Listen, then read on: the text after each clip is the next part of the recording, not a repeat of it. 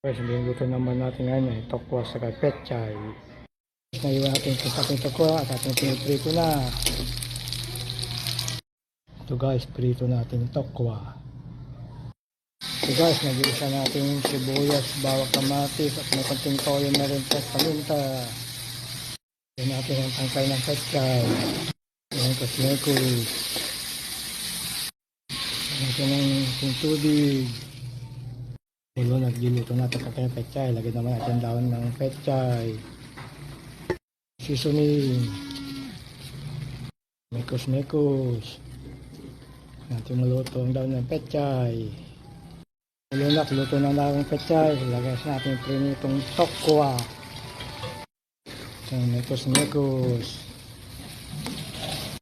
Guys, ay sa ating ginisang tokwa na may pechay. Salamat Lord!